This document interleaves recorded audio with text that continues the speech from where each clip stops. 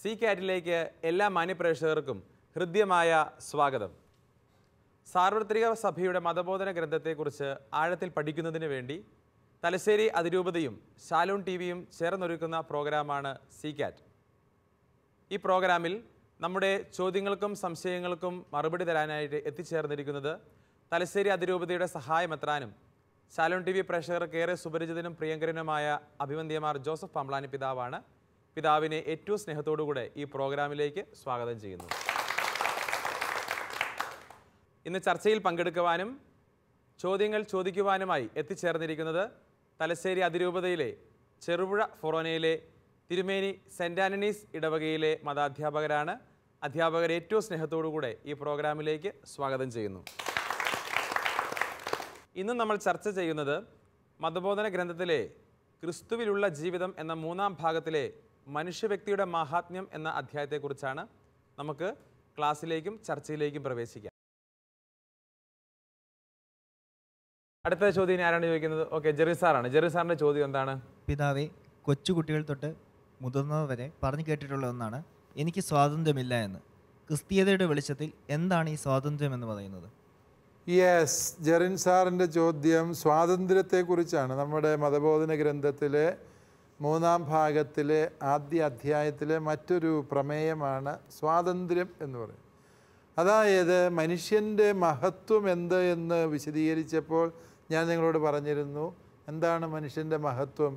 അവനെ ദൈവം സ്വതന്ത്രനായി സൃഷ്ടിച്ചു എന്നുള്ളതാണ്. സ്വതന്ത്രനായിട്ടാണ് ദൈവം മനുഷ്യനെ സൃഷ്ടിച്ചത്. അതായത് സ്വാതന്ത്ര്യം എന്ന് പറയുന്നത് ഞാൻ എവിടുന്നോ പിടിച്ചു പറിച്ചെടുക്കുന്നൊരു സാധനമല്ല. ഞാൻ എൻ്റെ അപ്പനോടും അമ്മയോടും ഗുസ്തി കൂടി മേടിച്ചെടുക്കേണ്ട ഒരു കാര്യമല്ല സ്വാതന്ത്ര്യം എന്ന്.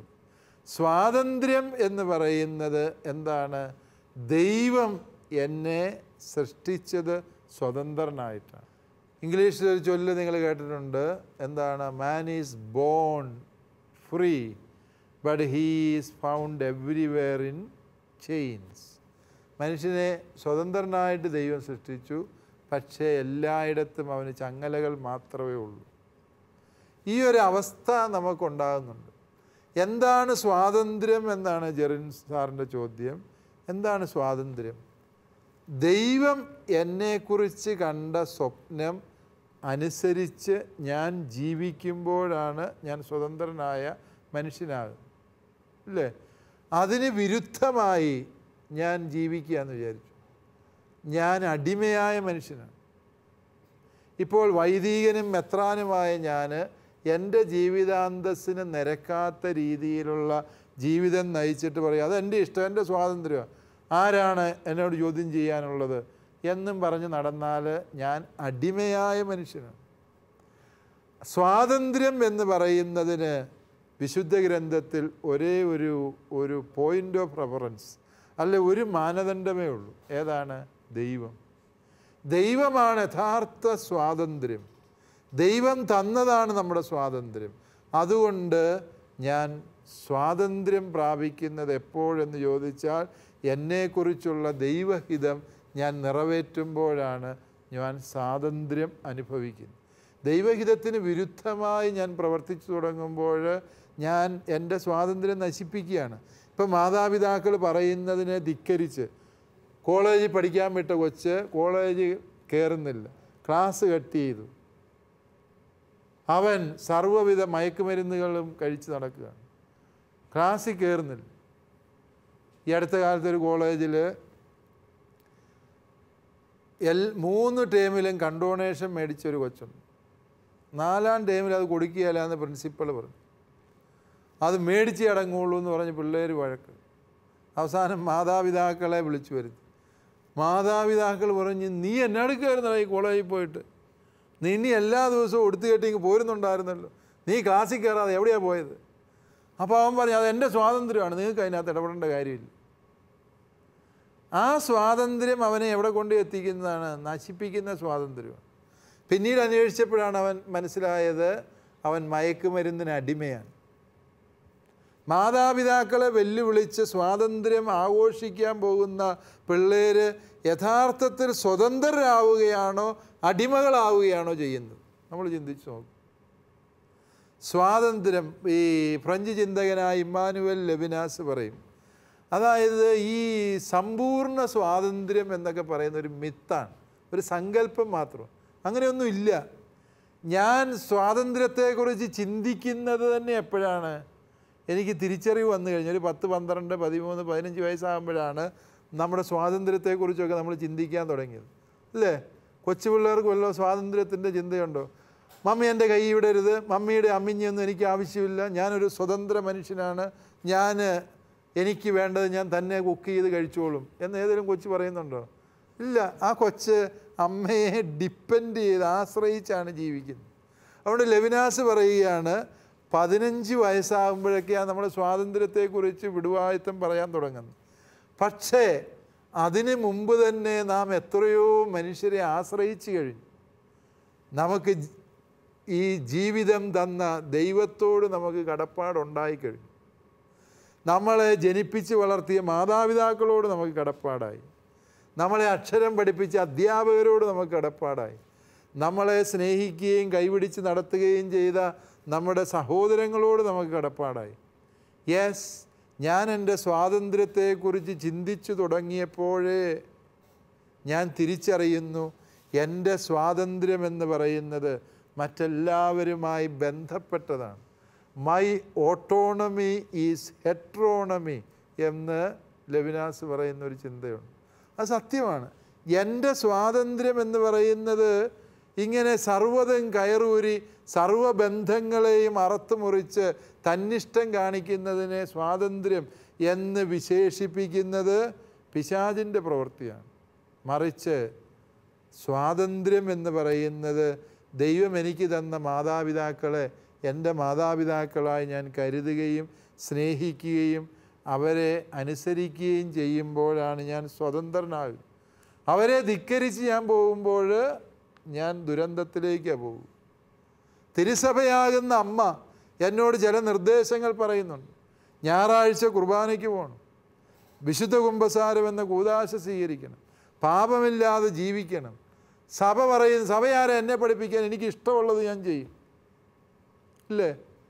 ചില നേതാക്കന്മാരൊക്കെ അടുത്ത കാലത്ത് വിളിച്ചു പറഞ്ഞ് നിങ്ങൾ കേട്ടു, സ്ത്രീകൾ ഒന്നടങ്ക് എഴുന്നേറ്റ് പറയണം, കുമ്പസാരിക്കാൻ ഞങ്ങൾക്ക് മനസ്സില്ല എന്ന് പറയണമെന്ന്.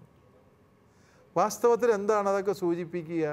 അതെല്ലാം സൂചിപ്പിക്കുന്നത് സ്വാതന്ത്ര്യത്തെക്കുറിച്ചുള്ള വഴിവിട്ട ചിന്തകളാണ്. ഈ വഴിവിട്ട ചിന്തകൾ നമ്മെ നാശത്തിലേക്കാണ് നയിക്കുന്നത് എന്ന് തിരിച്ചറിയുക. അതുകൊണ്ട് സ്വാതന്ത്ര്യത്തെക്കുറിച്ചുള്ള ശരിയായ അവബോധം ഈ കാലഘട്ടത്തിന് ഏറ്റവും ആവശ്യമുള്ള അവബോധമാണ്. സ്വാതന്ത്ര്യത്തിൻ്റെ മാനദണ്ഡം ദൈവമാണ്, സ്വാതന്ത്ര്യത്തിൻ്റെ ദാതാവ് ദൈവമാണ്, സ്വാതന്ത്ര്യത്തിൻ്റെ സംരക്ഷകനും ദൈവമാണ്. അതുകൊണ്ട് മനുഷ്യനെ അടിമയാക്കുന്ന എല്ലാ പ്രവർത്തനങ്ങളും പിശാചിൽ നിന്നാണ് വരുന്നത്. മനുഷ്യനെ സ്വതന്ത്രമാക്കുന്നതെല്ലാം ദൈവത്തിൽ നിന്ന് വരുന്നു. അതുകൊണ്ട് മാതാപിതാക്കൾ, ഗുരുജനങ്ങൾ, തിരുസഭ, സുവിശേഷത്തിലെ വെളിപാടുകൾ ഇവയൊക്കെയും നമുക്ക് സ്വതന്ത്രമായി ജീവിക്കാനുള്ള വഴികളാണ് പറഞ്ഞു തരുന്നത് എന്ന് നാം തിരിച്ചറിയണം. നമ്മൾ അടിമകളാകാതിരിക്കാനുള്ള വഴികളാണ് ഈ മാർഗങ്ങളിലൂടെ ദൈവം നമുക്ക് തരുന്നത്. ഓക്കെ, അടുത്ത ചോദ്യം ഇനി ആരാണ് ചോദിക്കുന്നത്? ഓക്കെ, ജോജോ സാറാണ്. ജോജോ സാറിൻ്റെ ചോദ്യം എന്താണ്? പിതാവേ, ദൈവവചനത്തിൽ പറയുന്നുണ്ട്, ദൈവം എല്ലാം അറിയുന്നു, ദൈവം അറിയാതെ ഒന്നും ജീവിതത്തിൽ സംഭവിക്കുന്നില്ല എന്നുള്ളത്. അങ്ങനെ ചിന്തിക്കുമ്പോൾ മനുഷ്യന് ശരിക്കും സ്വാതന്ത്ര്യമുണ്ടോ? ദൈവമെല്ലാം അറിയുന്നുണ്ടെങ്കിൽ മനുഷ്യന് പറ്റുന്ന വീഴ്ചകൾക്കും ദൈവത്തിനും കൂടി ഉത്തരവാദിത്വമില്ലേ? യെസ്, ദൈവത്തിനറിയാം. അതുകൊണ്ട് തന്നെ ദൈവം മുൻകരുതലുകളും കൊടുത്തിട്ടുണ്ട്, ഇല്ലേ? സാറ് വഴിയെ നടന്നു പോവുകയാണ്. സാറിൻ്റെ ഭാര്യ പുറകെന്ന് പറഞ്ഞ്, എൻ്റെ മനുഷ്യ സൂക്ഷിക്കണം, അത് തെന്നുന്ന സ്ഥലമാണ്. സാറ് പറഞ്ഞു, നീ പോടി അവിടുന്ന്, ഞാനിത് എത്ര നടന്നിട്ടുള്ളതാണെന്ന് പറഞ്ഞ് സാറ് പോയി നടന്നു. സാറ് തെന്നി വീണ് കൂരയ്ക്ക് വേദനയായി. സാറിൻ്റെ ഭാര്യയ്ക്ക് അറിയാം ഇത് തെന്നുന്ന സ്ഥലമാണ്, സൂക്ഷിക്കണം, അത് പറയുകയും ചെയ്തു. പക്ഷേ സാറ് വീണതിൻ്റെ ഉത്തരവാദി ഭാര്യയ്ക്ക് അതിനെക്കുറിച്ച് അറിവുണ്ട് എന്നുള്ളതാണോ? അല്ല. ഇല്ലേ? അല്പം കൂടി ലളിതമായൊരു ഉദാഹരണം ഞാൻ പറയാം. ഈ ഭിത്തിയിൽ ഒരു പ്രാണി ഇരിക്കുന്നു എന്ന് വിചാരിക്കും. ഒരു പ്രാണി. ഈ പ്രാണിയെ ഒരു പല്ലി പിടിക്കാൻ വേണ്ടി പോകും. ഇവിടെ ഇരുന്ന് ഇങ്ങനെ നോക്കിയിരിക്കുന്ന എനിക്കറിയാം ഇപ്പം ആ പല്ലി ആ പ്രാണിയെ പിടിക്കും, എനിക്കറിയാതെ. പക്ഷേ എൻ്റെ ആ അറിവ് പല്ലിയുടെ പ്രവൃത്തിയെയോ പ്രാണിയുടെ ഇരിപ്പിനെയോ സ്വാധീനിക്കുന്നുണ്ടോ? ഇല്ല, ഇല്ലേ? അപ്പോൾ അറിയുന്നു എന്നുള്ളത് സ്വാതന്ത്ര്യത്തിന് വിരുദ്ധമല്ല. മനസ്സിലാകുന്നു? അതായത് ദൈവം എല്ലാം അറിയുന്നു എന്ന് പറയുമ്പോൾ ദൈവം നമുക്കെല്ലാം മൂക്കയറിട്ടുകൊണ്ട് ഇങ്ങോട്ട് ചാടിക്കളിക്കടാ കൊച്ചു രാമ എന്ന് പറഞ്ഞ് ഇങ്ങോട്ട് ചാടിച്ച് അങ്ങോട്ട് ചാടിച്ച് നടക്കുന്ന ഒരു റിംഗ് മാസ്റ്റർ അല്ല ദൈവം. ദൈവം നമ്മെ സ്വതന്ത്രമായി സൃഷ്ടിച്ചു. ദൈവം നമ്മളോട് പറഞ്ഞു, ഞാനിതാ നിൻ്റെ മുമ്പിൽ ജീവനും മരണവും വെച്ചിരിക്കുന്നു, നിനക്കിഷ്ടമുള്ളത് തിരഞ്ഞെടുത്തു. ജീവനാണ് തിരഞ്ഞെടുക്കുന്നതെങ്കിൽ നീ നിത്യതയിൽ എന്നോടൊത്ത് എത്തിച്ചേരും. മരണമാണ് തിരഞ്ഞെടുക്കുന്നത് എങ്കിലോ നീ നാശത്തിൻ്റെ വഴിയിലൂടെ നടന്ന് പിശാചിനും അവൻ്റെ അനുയായികൾക്കും സജ്ജമാക്കിയെടുത്തെത്തും. ഇതാണ് സ്വാതന്ത്ര്യം എന്ന് പറയുക.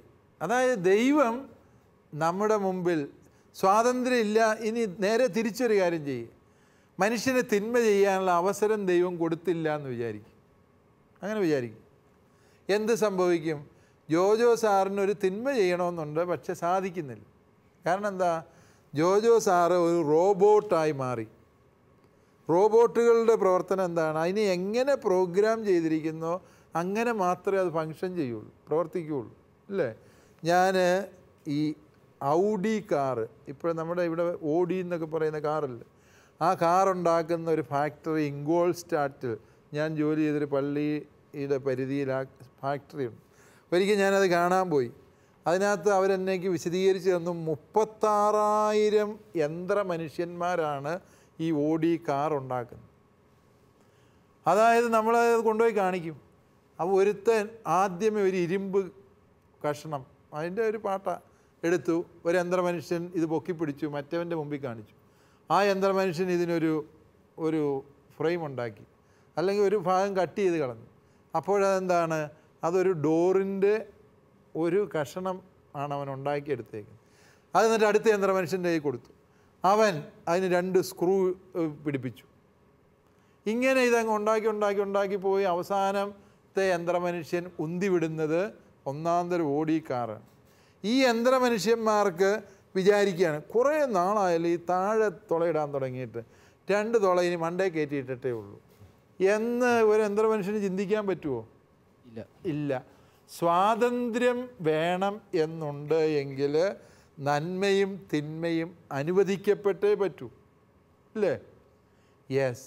എങ്കിലേ എൻ്റെ നന്മ എൻ്റെ സ്വതന്ത്രമായ തീരുമാനമാണെന്ന് പറയാൻ പറ്റുള്ളൂ. അതാണ് ദൈവം. സ്വാതന്ത്ര്യത്തിന് ദൈവം കൊടുത്ത വിലയാണ് തിന്മ. അല്ലാതെ ദൈവം മനുഷ്യന് ഒരുക്കി വെച്ച കെണിയല്ല തിന്മ.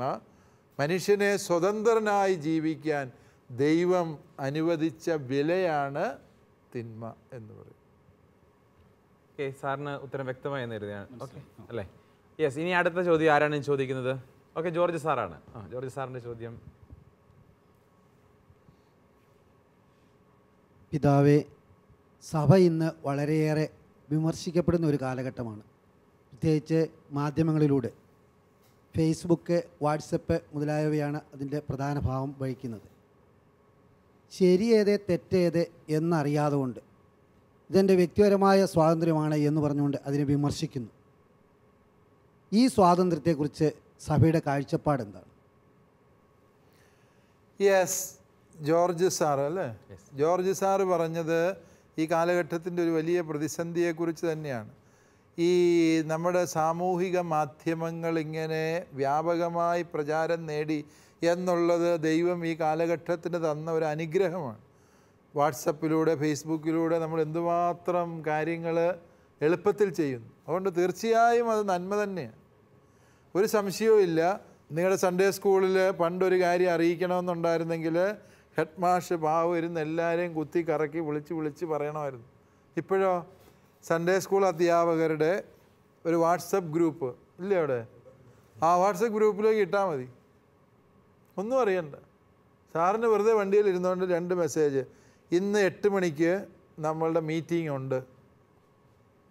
ഒരാളോടും അത് അന്വേഷിക്കാൻ പോകേണ്ട കാര്യമില്ല, എല്ലാവരുടെയും അടുത്തതെത്തി. അത് നിങ്ങളുടെ സൺഡേ സ്കൂളിൽ മാത്രമല്ല, ലോകമാസകലം നമുക്കത് എത്തിക്കാൻ പറ്റും അല്ലേ? എന്തൊരു അത്ഭുതമാണ്, കൃപയാണ്. ശരിക്കും പരിശുദ്ധാത്മാവിൻ്റെ ഒരു കണ്ടുപിടുത്തമാണ് വാട്സപ്പ്, ഫേസ്ബുക്ക് ഒക്കെ, ഒരു സംശയവും. പക്ഷേ ഏത് നന്മയെയും തിന്മയാക്കി മാറ്റാനുള്ള വിദ്യ ആര് കണ്ടുപിടിച്ചിട്ടുണ്ട്? പിശാച് കണ്ടുപിടിച്ചിട്ടുണ്ട്. മനുഷ്യന് ഗുണകരമായ നന്മ ദൈവം കണ്ടുപിടിക്കുമ്പോൾ, ദൈവം വെളിപ്പെടുത്തി കൊടുക്കുമ്പോൾ, പിശാച് അതിനെ എങ്ങനെ തിന്മയാക്കി മാറ്റാം എന്ന്. ദൈവം പാൽപ്പായസം വെച്ച് കൊടുത്താൽ പിശാച് എന്ത് ചെയ്യും? അതിനകത്ത് 2 തുള്ളി മണ്ണെണ്ണ ഒഴിച്ചു കൊടുക്കും. പിശാചിന് വളരെ എളുപ്പമാണ് കാര്യങ്ങൾ. കഷ്ടപ്പെട്ട് പാൽപ്പായസം ഉണ്ടാക്കുന്ന പണി ദൈവത്തിന്, അത് നശിപ്പിക്കുന്ന പണി ആരുടേത്? പിശാചിന്. ഈ വാട്സപ്പിലും ഫേസ്ബുക്കിലും ഒക്കെ പോസ്റ്റ് ചെയ്യുമ്പോൾ ഉത്തരവാദിത്വ ബോധം ഇല്ലാതെ മനുഷ്യൻ ചെയ്യുന്നു.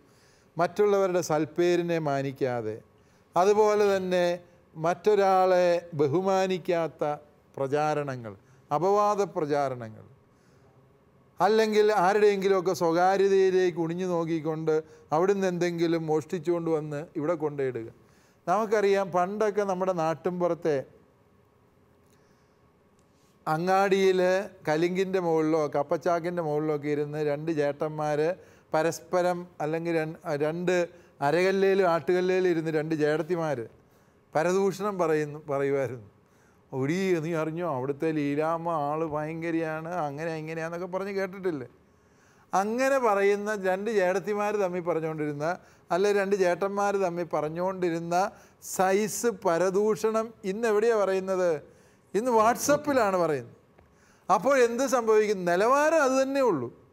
നിലവാരം പണ്ടത്തെ കലിങ്കിൻ്റെ മുകളിലെ കപ്പച്ചാക്കിൻ്റെ മുകളിലിരുന്ന് പറഞ്ഞ അതേ നിലവാരമുള്ള സാധനം ഇന്ന് പറയുന്നത് ലോകം മുഴുവൻ്റെയും മുമ്പിലാണ്.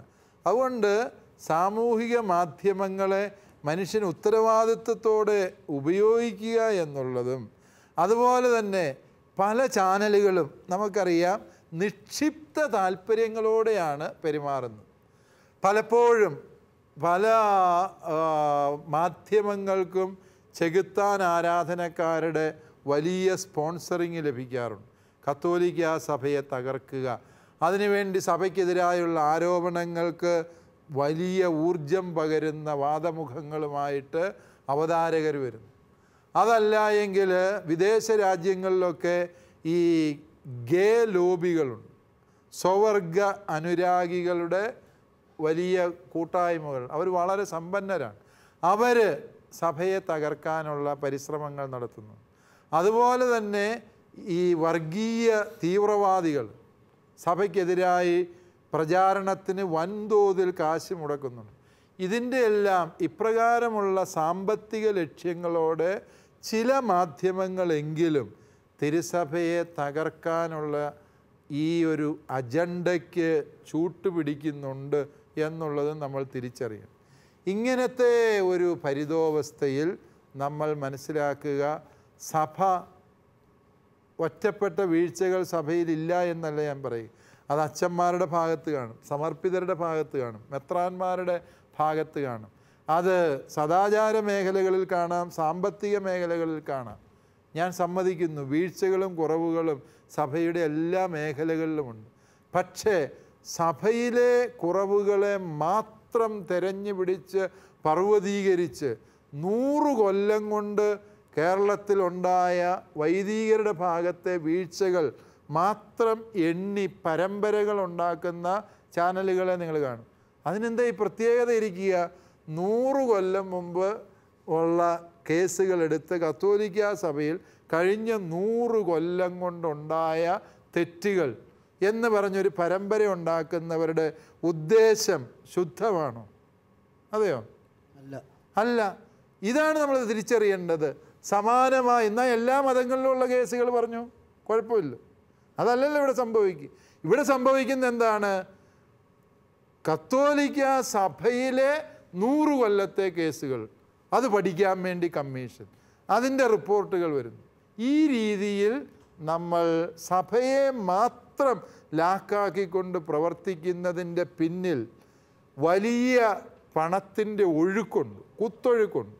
അത് സെയ്റ്റൻ ആരാധകർ, പിശാചിനെ ആരാധിക്കുന്നവരുടേത്, അതുപോലെ തന്നെ ഈ സ്വവർഗ അനുരാഗികളുടേത്, മത തീവ്രവാദികളുടേത്, അവരുടെ എല്ലാം സാമ്പത്തിക ലാഭം ലക്ഷ്യമാക്കിക്കൊണ്ടാണ് നിരുത്തരവാദപരമായി ചില ചാനലുകൾ, അത് മുഖ്യധാരാ ചാനലുകളാകാം, അതല്ലെങ്കിൽ ഓൺലൈൻ ചാനലുകളാകാം, സഭയ്ക്കെതിരായി ഹാലിളകുന്നത് എന്നത് വസ്തുനിഷ്ഠമായി ചിന്തിച്ചാൽ നമുക്ക് മനസ്സിലാക്കാവുന്നതേ ഉള്ളൂ. അതുകൊണ്ടാണ് മതബോധന ഗ്രന്ഥം പറയുന്നത്, നന്മയും തിന്മയും തിരിച്ചറിയാൻ നിങ്ങൾ യുക്തിയെ കൂടി പ്രയോജനപ്പെടുത്തണം എന്ന് പറയുക. യുക്തിപൂർവ്വം നിങ്ങൾ ചിന്തിക്കുക. തെറ്റിനെ തെറ്റ് എന്ന് വിളിക്കണം, തൂമ്പായെ തൂമ്പ എന്ന് വിളിക്കണം, ഒരു അരുവിയെ അരുവി എന്ന് വിളിക്കണം. അരുവിയെ കയറി പസഫിക് മഹാസമുദ്രം എന്ന് വിളിക്കരുത്, അത് അവിവേകമാണ്, അല്ലേ? തൂമ്പായെ കയറി അണുബോംബെന്ന് വിളിക്കരുത്, അതിനകത്ത് നിക്ഷിപ്ത താല്പര്യമുണ്ട്. അതാണ് ഇവിടെ സംഭവിച്ചുകൊണ്ടിരിക്കുന്നത് എന്നുകൂടി നമ്മൾ തിരിച്ചറിയണം. യെസ്, ജോറി സാറിന് താങ്ക് യു. വ്യക്തമായ ഉത്തരം കിട്ടി അല്ലേ? ഓക്കെ, ഇനി ആരാണ് അടുത്ത ചോദ്യം ചോദിക്കുന്നത്? ഓക്കെ, ജോബി സാറാണ്. ജോബി സാറിൻ്റെ ചോദ്യം എന്താണ്?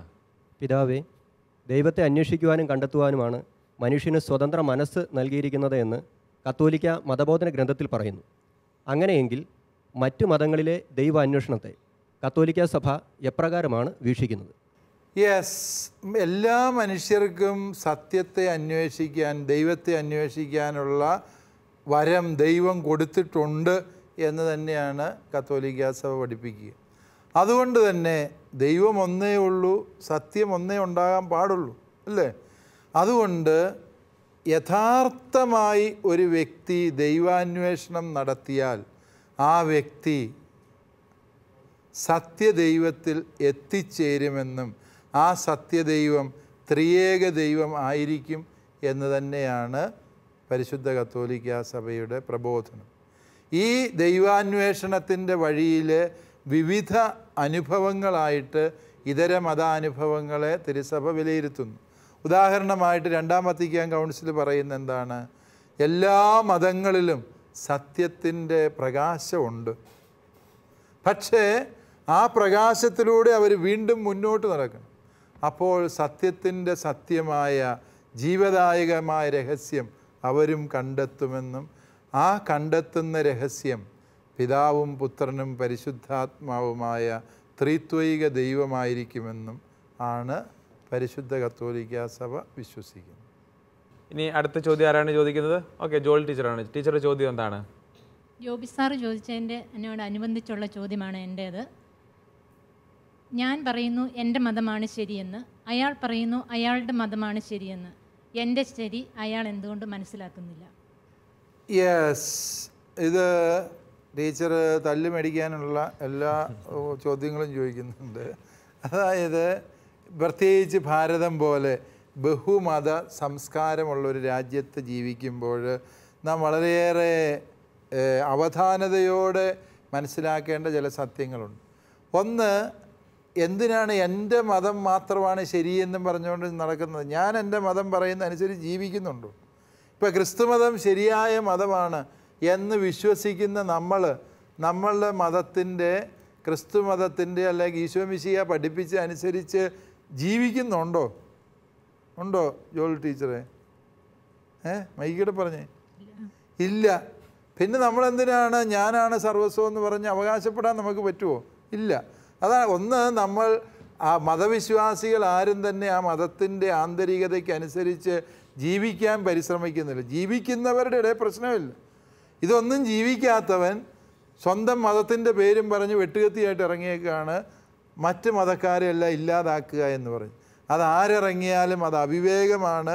നമ്മൾ എൻ്റെ ശരിയെ അവരന് ബോധ്യപ്പെടുത്താൻ വേണ്ടി നമ്മളാരും വാളുമെടുക്കണ്ട, പിച്ചാത്തി എടുക്കണ്ട, അതിനുവേണ്ടി ആരെയും ബലം പ്രയോഗിച്ച് കൊണ്ടുവരികയും വേണ്ട.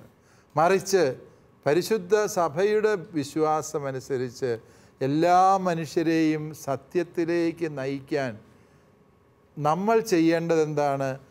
നമ്മൾ നമ്മുടെ വിശ്വാസത്തെ അക്ഷരം പ്രതി ജീവിച്ച് കാണിക്കും. അക്ഷരം പ്രതി ജീവിച്ച് കാണിക്കുമ്പോൾ അവരന് മനസ്സിലാകും ഈ ക്രിസ്തീയതയിൽ എന്തോ പ്രത്യേകതയുണ്ടെന്ന്. ആദിമസഭയിലെ ആളുകൾ അങ്ങനെയല്ലേ, അവരുടെ വിശ്വാസവും കൂട്ടായ്മയും പങ്കുവയ്ക്കലും കണ്ട് നാൾക്ക് നാൾ വിശ്വാസികളുടെ സമൂഹത്തിൽ അംഗങ്ങൾ ചേർന്നുകൊണ്ടേയിരുന്നു എന്നാണ് നടപടി പുസ്തകം പറയുന്നത്. ഇല്ലേ? നമ്മുടെ ജീവിതം കണ്ടിട്ട് ഉള്ളവരോട് ഓടി രക്ഷപ്പെടാനാണ് നോക്കുന്നത്. അപ്പോൾ നമ്മുടെ ശരിയെക്കുറിച്ച് നമുക്ക് ഒരുപാട് പറയാനൊന്നും അവകാശമില്ല എന്നുള്ളത് ഓർക്കും. അപ്പോൾ സാക്ഷ്യത്തിൻ്റെ ജീവിതം അതാണ് പരമപ്രധാനമായി. രണ്ടാമതായിട്ട് നമുക്ക് വേണ്ടത് എല്ലാവരെയും സത്യത്തിൻ്റെ പൂർണ്ണതയിലേക്ക് നയിക്കുന്ന പരിശുദ്ധാത്മാവിൻ്റെ പ്രവൃത്തിയാണ്. ഒരു വ്യക്തിയെ സത്യവിശ്വാസത്തിലേക്ക് നയിക്കുന്നതും സത്യദൈവത്തെ കണ്ടെത്താൻ ആ വ്യക്തിയെ ഒരുക്കുന്നതും ആരാണ്? പരിശുദ്ധാത്മാവാണ്. പരിശുദ്ധാത്മാവ് ആ വ്യക്തിക്ക് ബോധ്യം കൊടുക്കുന്നത് വരെയും നമ്മൾ എളിമയോടെ, പ്രത്യാശയോടെ, ക്ഷമയോടെ കാത്തിരിക്കുക. അല്ലാതെ നമ്മൾ നിങ്ങളുടെ മതം തെറ്റാണ്, നിങ്ങളുടെ മതം ഇവിടെ മിണ്ടുന്നതിൽ അർത്ഥമില്ല എന്ന് പറഞ്ഞ് ആരുടെയും മേൽ ഒരു മതവും അവകാശവാദം ഉന്നയിക്കരുത്. ഒരു മതവും മറ്റൊരു മതത്തെ ആക്ഷേപിക്കുകയും ചെയ്യരുത്. കാരണം സത്യത്തിലേക്ക് എല്ലാവരെയും കൂട്ടിക്കൊണ്ടുവരുന്നത് ദൈവാരൂപിയുടെ ബോധ്യം കിട്ടിക്കഴിയുമ്പോഴാണ്. അതുവരെയും ക്ഷമയോടെ കാത്തിരിക്കും. കാത്തിരിപ്പ് എങ്ങനെയാണ്? ചുമ്മാ ഇങ്ങനെ കയ്യും കെട്ടി ഇരുന്നാൽ പോരാ. എന്ത് ചെയ്യണം? നമ്മൾ സുവിശേഷത്തിൻ്റെ മൂല്യങ്ങളെ സാക്ഷ്യപ്പെടുത്തി ജീവിക്കുക. അത് കാണുമ്പോൾ അയലോക്കത്തുള്ള നിരീശ്വരവാദിക്ക് തന്നെ തോന്നും, എടാ ഇതൊരു നല്ല വിശ്വാസമാണല്ലോ, ഇതിൻ്റെ ഒപ്പം പോകാം. അയലോക്കത്തുള്ള ഒരു അന്യമതസ്ഥന് തോന്നിയെന്നിരിക്കും, ഇവരുടെ ജീവിത രീതി നല്ലതാണല്ലോ. അതാണ് സാക്ഷ്യത്തിലൂടെയുള്ള ജീവിതമാണ്. വെട്ടുകത്തി കൊണ്ടുള്ള മതപരിവർത്തനമല്ല നമുക്ക് വേണ്ടത്. സാക്ഷ്യത്തിൻ്റെ ജീവിതം, പരിശുദ്ധാത്മാവിന് പ്രവർത്തിക്കാനുള്ള വഴിയൊരുക്കുക. ഇത് രണ്ടുമാണ് ഓരോ വിശ്വാസിയും ചെയ്യേണ്ട കാര്യം. ഇന്ന് നമ്മൾ ചർച്ച ചെയ്തത് മനുഷ്യ വ്യക്തിയുടെ മാഹാത്മ്യം എന്ന വിഷയത്തെക്കുറിച്ചാണ്. ഈ വിഷയത്തെക്കുറിച്ചുള്ള ചർച്ചകൾ ഇവിടെ അവസാനിക്കുന്നില്ല. അടുത്ത എപ്പിസോഡിൽ വീണ്ടും കാണുന്നതുവരെ നന്ദി, നമസ്കാരം.